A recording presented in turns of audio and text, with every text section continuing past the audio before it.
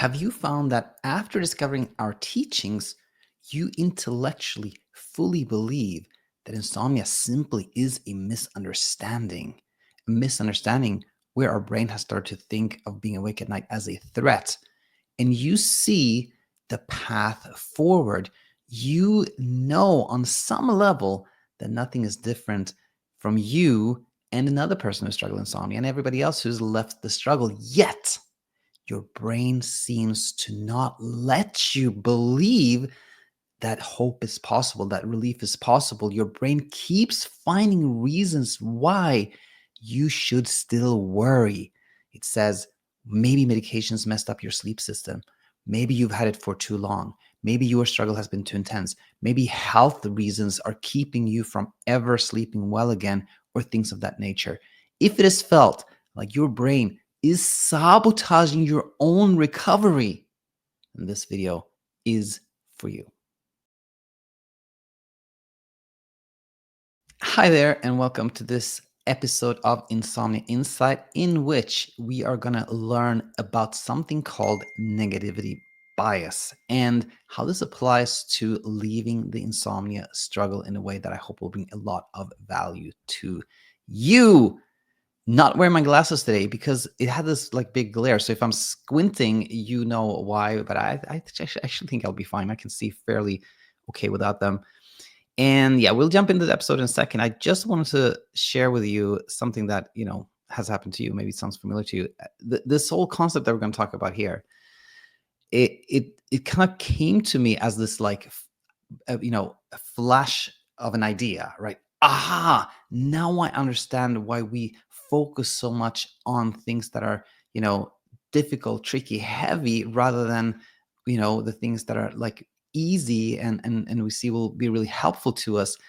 And I was like, this is why. And then, I go to like ChatGPT and like, is this a thing? And then it's like, yeah, this is very old, nothing new. This has been known for like thousands of years, and it's called negativity bias. So anyway, I just remember that, just a little funny thing to kick off with, when we have these ideas that we think are like, wow, this is a huge, big, great idea, but like, no, this is very well known. So that's negativity bias anyway. So we're going to apply negativity bias to insomnia recovery. And the reason we're doing this episode is that something I heard many times is somebody telling me, hey, Daniel, I actually cognitively believe everything you teach.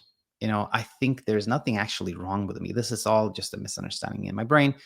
And cognitively, I can see how things will get easier for me just by knowing this, just by letting go of the struggle, et cetera, et cetera. But it seems like my brain is just sabotaging. It seems like it doesn't want me to get better. It seems like my brain doesn't allow me to feel good about what I've learned and where things should be heading. Like, based on everything I know now, it just keeps sending me these like, what if thoughts, and like it keeps coming up with the reasons why my case is different and why I'm not going to arrive where I want to be, and things of that nature. It's like it's as if it's sabotaging my recovery. And part of the idea there is that if we keep on thinking about, like, keep on having these like what if thoughts and like difficult thoughts and like thoughts about potential threats, et cetera, we're not going to arrive where we want to be.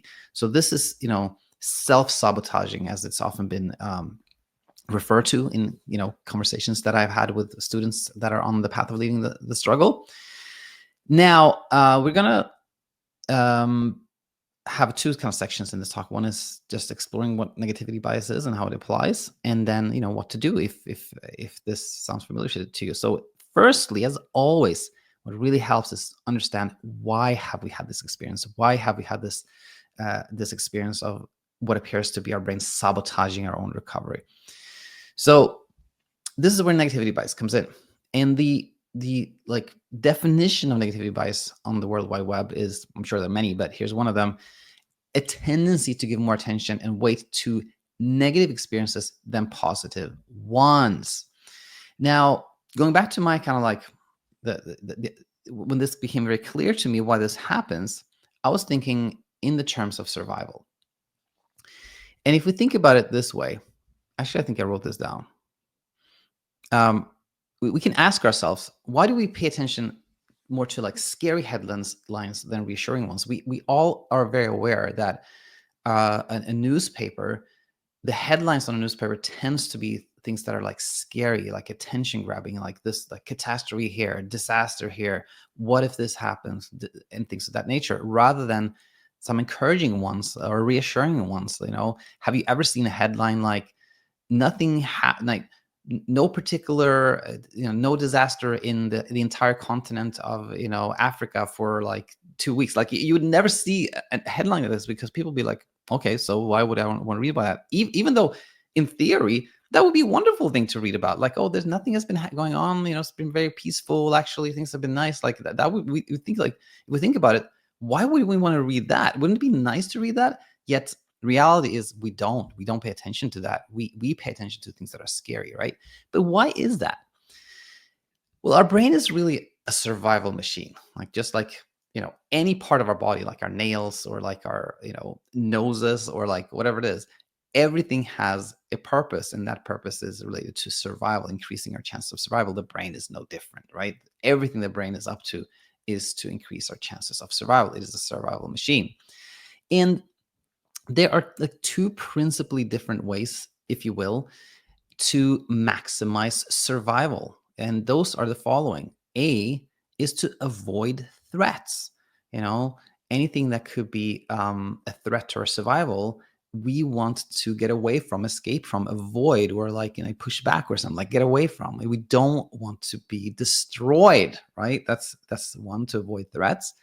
And the other one is to pursue opportunities, like if we imagine ourselves, back in the day, like uh, having like a smell of like fruits nearby, like we want to pursue that, right? We want to go for something that can increase our chances of survival. So in a way, it's almost like sports that how do you win in, like, let's say basketball? Well, you score a bunch of hoops, right? You make points. That's the opportunistic side, and then you have the defensive side, which is like you make sure the other team doesn't score enough, and you win, as an aggregate of those. But the difference between like life in general and sports is that one is much more important than the other when it comes to survival. And it's true, though, in sports they also say, like, the team with the best defense typically wins, but it's not as clear cut as in out in nature. And we can illustrate that by these two questions. What happens if we miss an opportunity? And we can again think ourselves in kind of the evolutionary perspective, right? If we would miss out on finding some, truffle, buried in underground that we could have eaten, what happens? What happens if we miss an opportunity like that? Maybe we go hungry for a little longer, but there's going to be other opportunities, right? But what happens if we miss a threat, right? What if that noise in the bushes is actually like a warrior from another tribe, right? And we totally miss out on that. What happens then? Well, chances are we get no other opportunity to miss a threat. That's the last one. We are killed by by something or somebody, right? So you can see here that missing a threat is far more dangerous than missing out on an opportunity. And this is why we are hardwired to focus on anything that could potentially represent a threat until our brain is like convinced that there's nothing there. There really is no threat. Then we can, focus on the opportunities, right? But our brain is hardwired to focus on the potential threats. And that's why we have this thing called negativity bias. We're biased to really focus on anything that could appear like a threat, right? So here we have it. What looks like sabotage, when we're in the path of leaving insomnia, and our brain, even though we have tons of evidence that we're going to be fine, there's actually no danger, no threat, right? Despite that, our brain keeps sending us these warning messages and scary scenarios and things of that nature. It is not that our brain wants to like sabotage for us. It's not that it doesn't want us to be well. It is just that it wants us safe. So it's just doing its job. It's actually not sabotaging. What looks like sabotage is simply our brain doing exactly what it has evolved to do. So now that we have understood why, which I think is super helpful, we're going to look at, okay, what to do if we experience this. How do we meet this? Well, firstly, as I really almost always say, is that you've already done what I think matters more than anything else, which is understanding it. Because by understanding this in itself, you're already leaving thinking of like your brain as kind of an enemy or antagonizing it, or thinking it has like different goals and purposes in life than you do. No, it's just like a little cautious, right? So that's really, really helpful. Now, one other point I want to make here is this: that if we, on our path of leaving the insomnia struggle, generally have felt quite hopeful and optimistic, and we've believed that we'll be fine and things of that nature, that's wonderful. Like that's an easier way, if you will, of leaving the struggle, of an easier way of recovery, if you will. Now, I have had, of course, everybody's story is different, but I would say that the vast majority of the people I've interacted with have had maybe parts of the journey that have been easy, but very few people have had an overall easy path of leaving the insomnia struggle, right? Because of what we talked about. Like almost everybody's had some speed bumps and some back and forth and some worry thoughts on the way, right? But anyway, my point here was that, again, if we leave the insomnia struggle in this easier way, that of course that's wonderful, right? But having hope or belief or generally kind of like optimistic thoughts, etc., is not at all required. It's not at all required. In fact, we can leave insomnia without any belief whatsoever that it is possible.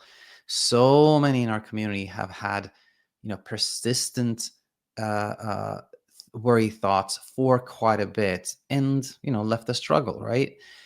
And the reason I point this out is that if we think it is required that I am optimistic, that I don't have these worry thoughts, that I am a believer that it's possible, then we often end up in another struggle, like, not just kind of the struggle to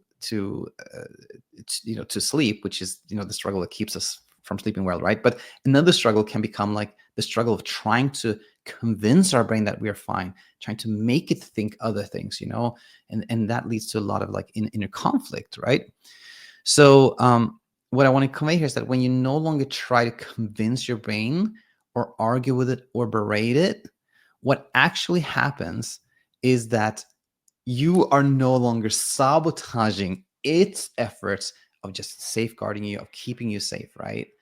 And so again, it is not like the brain is sabotaging to begin with. It's just doing its job, right? But when we then go like, why are you thinking like this? Why am I doing this to myself? What's wrong with me? Why can't I think this other way? In a way, we're kind of like getting in a way of its own like process of like helping us and guiding us in a safe way, right? So when we no longer are like sabotaging for the brain, if you will, then an inner conflict resolves, right? And then what happens is that the what if thoughts, the worry thoughts, the scary scenarios, the ideas that the brain produces of why our case is different, things of that nature, they fade away because there is experiential learning, right? We see that despite these worry thoughts, despite the lack of conviction, we're still safe. Nothing actually happened. We're still okay. There's a new day for us every day, right? And then, with a little time, not only like the prefrontal cortex and the logical part of the brain, but the deeper, the deeper kind of safety mechanisms like the amygdala and those structures are also seeing that there is no threat. And we arrive where we want to be, a place of peaceful sleep and peace of mind. All thanks to our willingness to learn and partake in this discourse that we have on our channel. So let's conclude here. Hope this brought a lot of value to you, and look forward to see you in the next one. Bye for now. Hi there, Coach Dial here, and I hope you thoroughly enjoyed the video that you just saw. If you are finding yourself thinking a lot about what your life would be like if you weren't struggling with sleep, if you had bandwidth for everything else in life that you want to do, if you felt like yourself again, if you didn't even give the night a second thought, well, then I have news for you. leaving the struggle is actually so much easier than we often think. Everything that you need truly is out here on our channel in our free content. The one thing that can be tricky though is that sometimes you don't really see where you are not contextualizing the teachings to yourself. And what also can be tricky is that it can feel a bit lonely and isolating to leave the struggle on your own. If this applies to you, then head over to thesleepcoachschool.com, because we have programs where you can join a community of people that are leaving the struggle, which is led by coaches who have already done so. And so if this, again, sounds like something you'd be interested in, head over to our website, thesleepcoachschool.com, and check out our Insomnia Immunity program. And if you decide to join, we can't wait to see you on the other side.